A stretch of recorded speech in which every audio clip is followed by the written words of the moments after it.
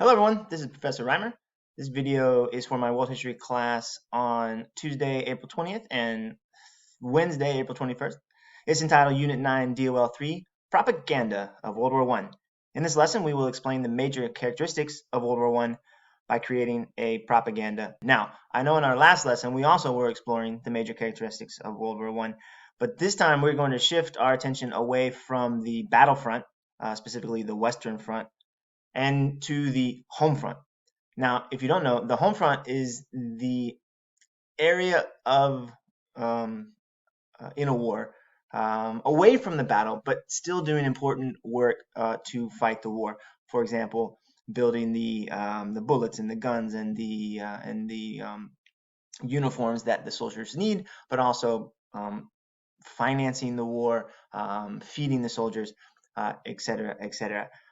And our process and activity today is to create a propaganda poster. So, in our preview, let's talk about what is propaganda and what are some examples of propaganda in our current society. Pause the video, jot some answers down, and then come back and hear what I have to say. All right, propaganda is when a group, usually the government, attempts to manipulate information in order to influence one's actions or thinking. Some examples are when like political parties and political candidates create advertisements to get you to vote for them in the upcoming election. Also, I think of propaganda kind of like advertisements that the businesses do. You know, like when Nike wants you to buy their shoes and not, Reeboks, and when Coke wants you to buy Coke and Sprite instead of Pepsi, right? They create jingles and they create posters and they create memes now on social media in order to influence your opinion. Governments and other groups do this as well. And if you're thinking, well, what is this? Is this like fake news, like false information? It can sometimes, but usually it's the presenting of biased information or using a biased perspective to manipulate you, to get you to change your thinking or your um, behavior. And this lesson, maybe more than any other lessons so far, I think is so valuable for us today in the 21st century, because we are bombarded. We are bombarded with advertisements and messages on the internet, on our social media feeds, on the radio, on the TV. And this class really teaches you to identify that, number one, you are being targeted with ads that are seeking to change your opinion. And once you understand that you're being targeted, then you can see, well, what exactly are they wanting me to do or to think? And do I really want to do that? Or am I being emotionally manipulated right now? And if you're okay with, yes, I realize that I'm being targeted, and you're okay with that, you want to take that action or change your opinion, that's great. But you must recognize that is happening to you. What I strongly encourage students not to do is just to, without thinking, do something, or without thinking, click on some link and then go, oh, I guess I'll do that, or I'll think that. Think, think. That's what I'm asking you guys to do, and that's what we're going to do in this lesson. But before we get to some examples of propaganda posters, let's get some context. I want you to take a look at chapter 27, lesson 2, pages 4 and 8. So the rest of the lesson that we started last time. Read it and make notes on how and why the First World War is considered a total war. Do that. Pause the video. Join me back here.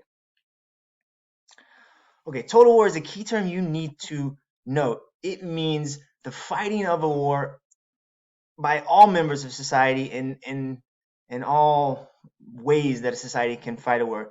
In previous wars, it typically was a king or a prince who's fighting with his army against another king or another prince's army in order to take some land, because the king, wants to enrich himself, and the rest of society is not really affected, and their lives and livelihood are not really at stake. It's different in World War I. So men, women, children, young, old, all walks of life.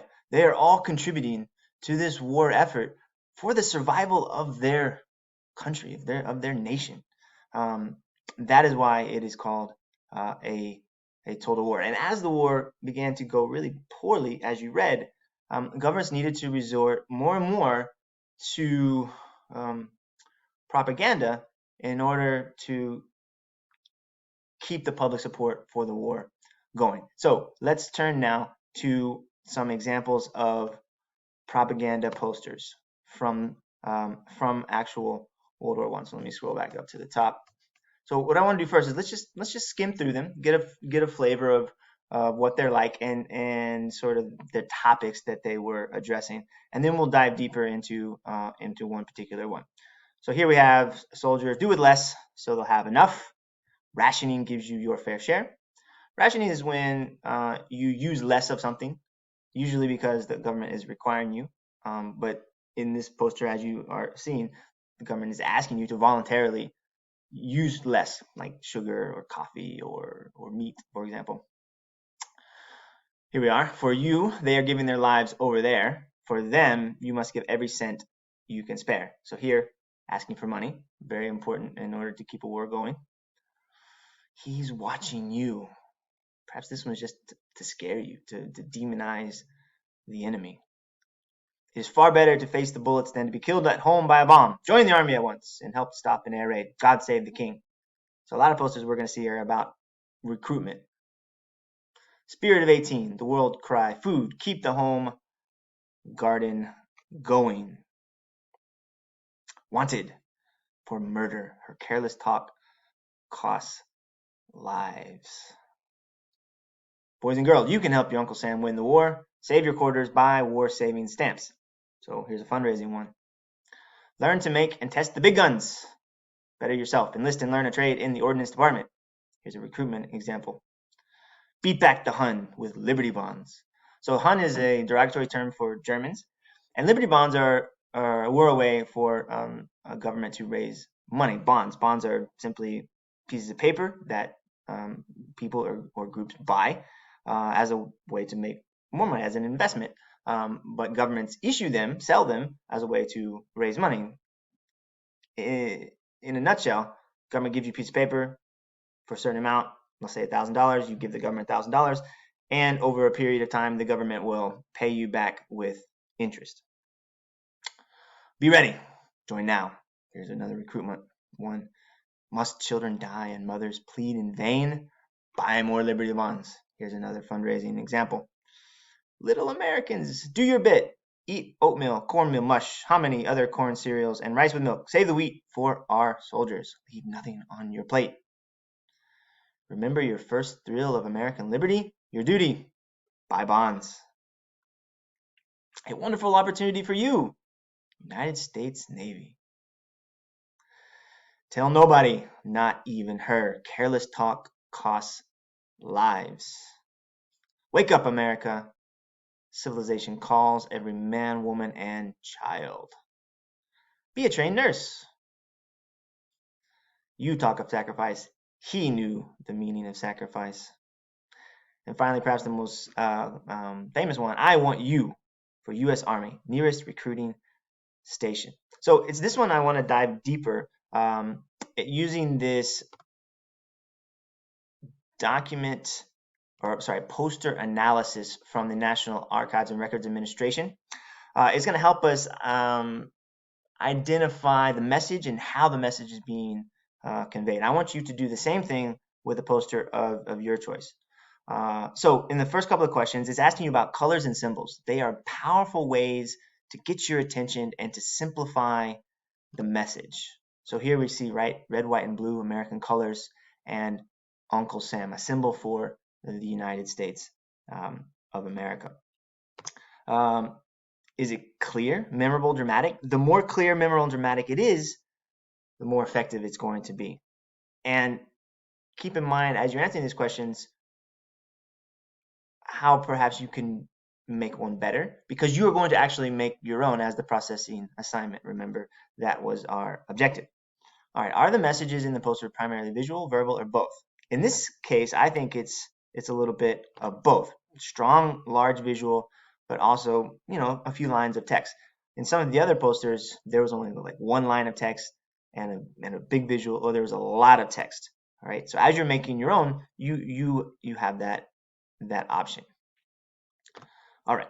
Now we get into who do you think is the intended audience for the poster? These posters are targeted to groups, much the way Facebook messages and Instagram advertisements are targeted today, right? Governments back then targeted. In this case, who are they targeting? Young men in their teens and 20s. How do we know that? They're asking them to join the U.S. Army, and at the time, that was who was allowed to serve in the Army. Now, women are allowed to serve. The ages are wider, but back then it was primarily young men and their teens and 20s. And our next question is, what does the government hope the audience will do? This one's very clear. Join the Army. Why? What's the purpose? To increase the number of men in the Army. All right, lastly, the most effective posters use symbols that are unusual, simple, and direct. Is this an effective poster? I think yes, because this symbol right here, Uncle Sam, he's pointing directly at me with this intense stare and saying, I want you. Instead of saying the United States of America's government needs you to join the U.S. Army, right? That would have been a bit maybe long. And really effective posters are short and simple. It's I. And I know who the I is because of the symbol, Uncle Sam, who represents the United States government. I. It's personalizing. Want you. So I think a very, very effective poster. All right. So you are going to now choose one of these posters and do your own poster analysis worksheet. So do that now and then join me back here in the video. All right. You've analyzed your own poster. Now it's time to make your own poster. I want you to take what you've learned about propaganda and design a propaganda poster based on one of the following themes related to the home front, loose lips, sink ships, recruiting, rationing, women, secrecy, war bonds, etc. So choose a topic you want to focus on. And as we saw in those posters, they all focus on just one theme. And you can either draw it with your hands on a copy or piece of paper, or you can use a computer program, your choice, and then upload or attach your propaganda poster to today's assignment for me to grade. This is what I am going to grade. All right, have some fun. I really want to see some effective posters. See you next time.